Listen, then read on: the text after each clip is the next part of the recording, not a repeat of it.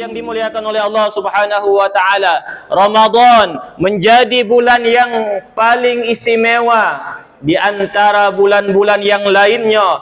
Bahkan Ramadan menjadi sikok-sikoknya bulan yang Allah sebutkan langsung di dalam Al-Quran. Artinya Bapak Ibu, bulan Ramadan ini tiada duanya. Maka di Ramadan ini segala amal kebaikan yang dapat kita lakukan, maka mari kita maksimalkan. Bulan Ramadan yang kita kenal dengan Syahrul Siyam, bulan puasa, juga dikenal dengan Syahrul Quran. Juga bulan Ramadan ini menjadi Syahrul Maghfirah, bulan yang penuh ampunan. Di bulan yang mulia ini Bapak Ibu, mari kita senantiasa meminta ampun kepada Allah Subhanahu wa taala. Kita beristighfar sebanyak-banyaknya, karena Rasulullah sallallahu alaihi wasallam, sungguhnya Rasulullah sallallahu alaihi wasallam setiap harinya itu minimal 70 kali, bahkan 100 kali Rasulullah sallallahu alaihi wasallam mengucapkan istighfar. Jadi Bapak Ibu, tak cukup kita beristighfar cuma 3 kali setiap selesai solat 5 waktu. Kalau kita cuma beristighfar 3 kali setiap solat 5 waktu, berarti cuma berapa?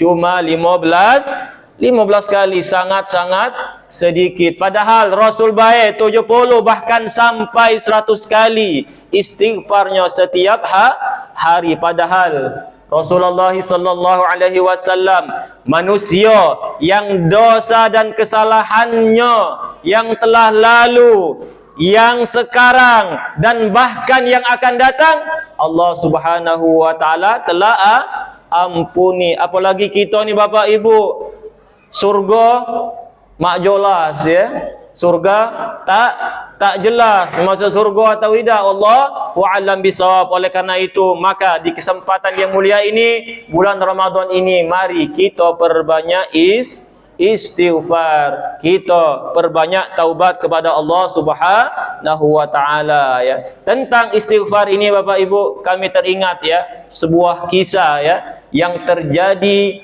pada zaman Imam Ahmad bin Hanbal, salah satu imam 4 mazhab yang kita kenal. Ada apa mazhab?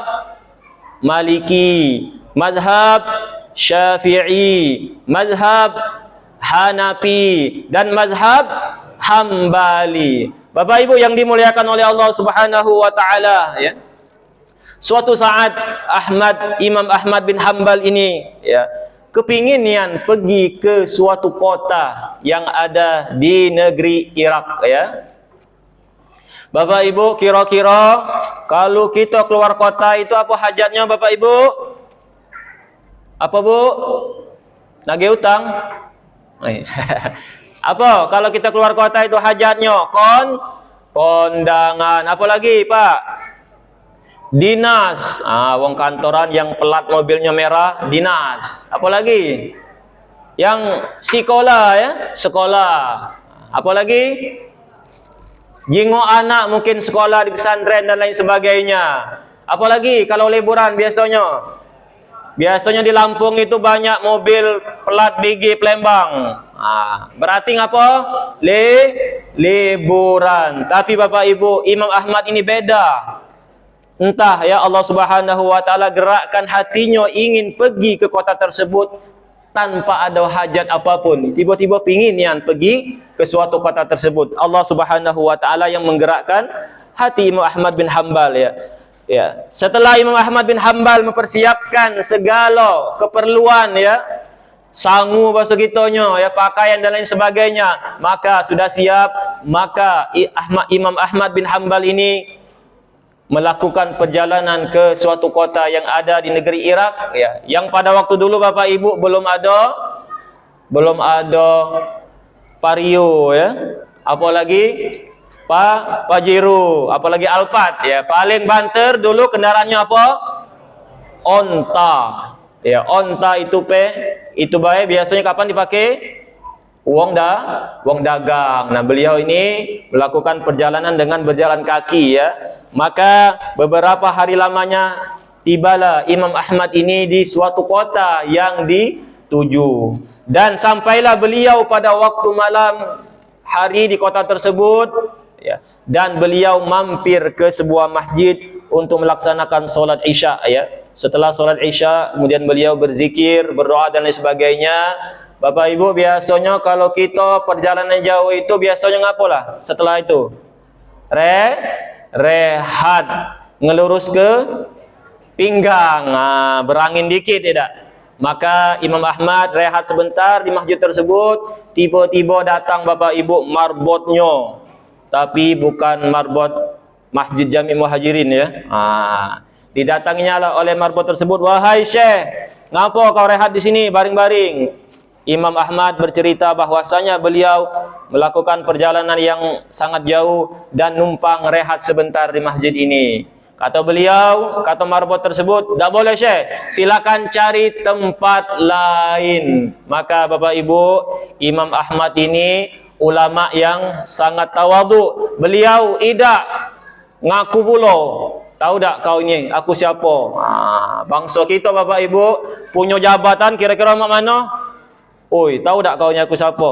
Macam itu tak. Tapi Imam Ahmad Bapak Ibu, beliau ulama yang tawaduk, beliau tak ngaku pula. Dan marbot tadi Bapak Ibu tidak tahu bahwasanya yang diusirnya ini seorang ulama besar. Andaikan marbotnya tahu, pasti sudah disambutnya dengan sambutan yang terbaik. Keluarlah Imam Ahmad ini rehat di teras masjidnya Bapak Ibu.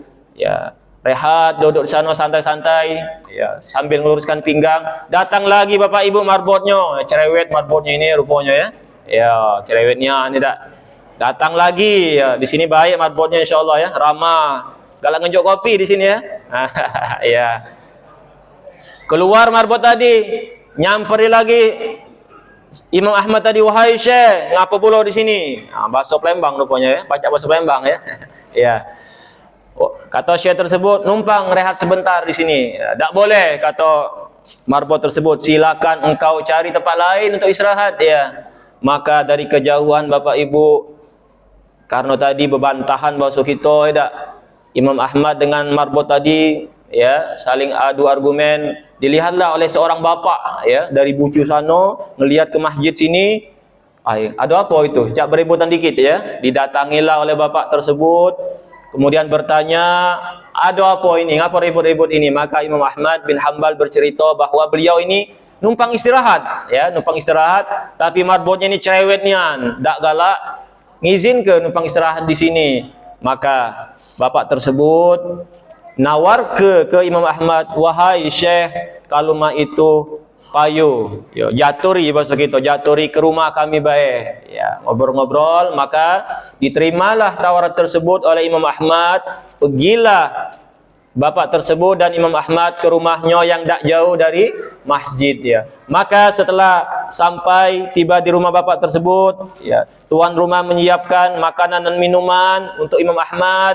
Maka disantap atau dimakan oleh Imam Ahmad ya. Setelah itu Imam Ahmad rehat, istirahat bahasa kita. Dan bapak ini Bapak Ibu gawe sehari-harinya sebagai tukang roti. Ada tak di sini yang tukang roti?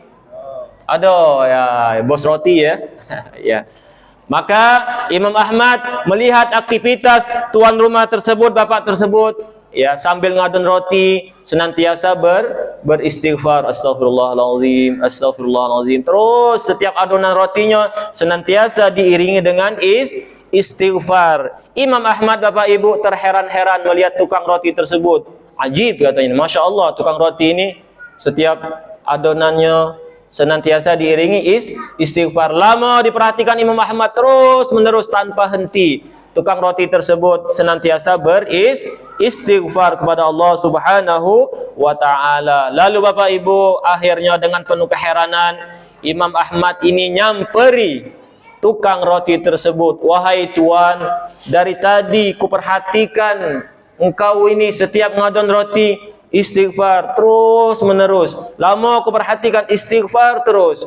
Maka Imam Ahmad pun nanya dengan tukang roti tersebut. Wahai Tuan, dengan istighfar ini apa yang kau dapatkan? Jadi dengan istighfar yang terus menerus kau rutinkan ini, apa sih manfaatnya? Apa sih keutamaannya?